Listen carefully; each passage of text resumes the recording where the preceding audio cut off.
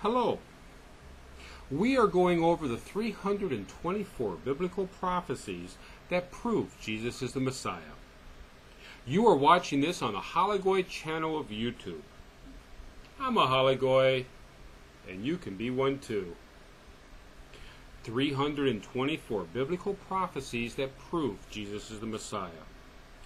Prophecy number 34. Not a bone of him broken. We find this prophecy in the book of Numbers, chapter 9, verse 12. They must not leave any till morning or break any of his bones. When they celebrate Passover, they must follow all the regulations. We find the fulfillment of this prophecy in the book of John, chapter 19, verses 31 to 36.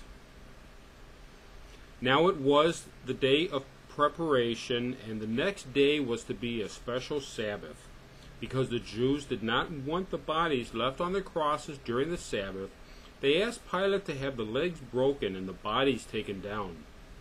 The soldiers therefore came and broke the legs of the first man who had been crucified with Jesus, and then broke those of the other. But when they came to Jesus and found that he was already dead, they did not break his legs. Instead, one of the soldiers pierced Jesus' side with a spear, bringing a sudden flow of blood and water. The man who saw this has given testimony, and his testimony is true. He knows that he tells the truth, and he testifies so that you may also believe. These things happened so the scripture might be fulfilled. Not one of his bones will be broken.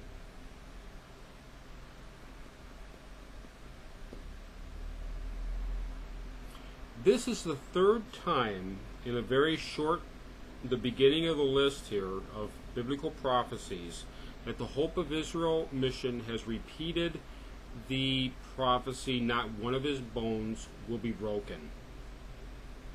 At no time has it been shown in their Torah references, their Old Testament prophetic references, has it ever been shown that the Passover lamb is a prefiguring, a foreshadowing, or a prophecy of the Messiah.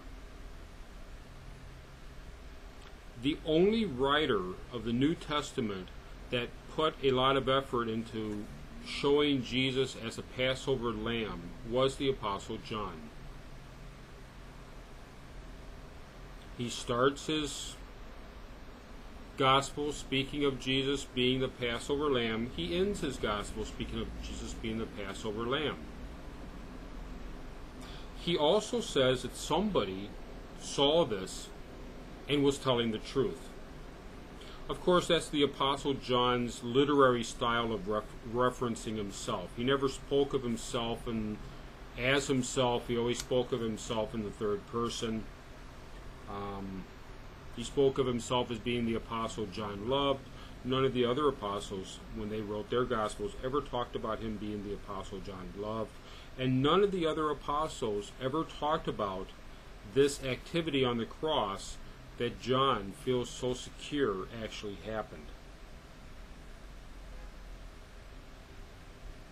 You would think that Luke would have included this in his gospel account, because Luke basically brought together many different accounts and for whatever reason chose not to include this part in his gospel.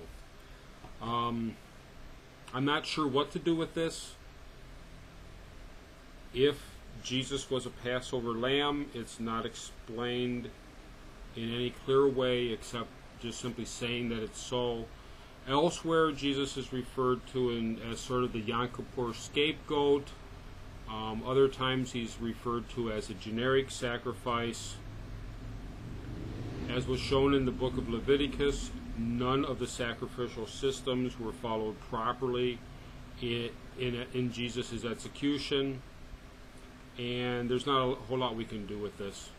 Obviously, I have no reason to doubt that Jesus' bones were not broken.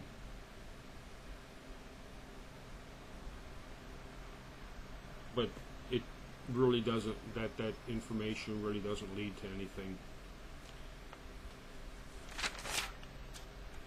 The next one is in fact a prophecy regarding Jesus. The serpent on a pole, Christ lifted up. The book of Numbers, chapter 21, verse 9. I look forward to seeing you next time. Thank you very much.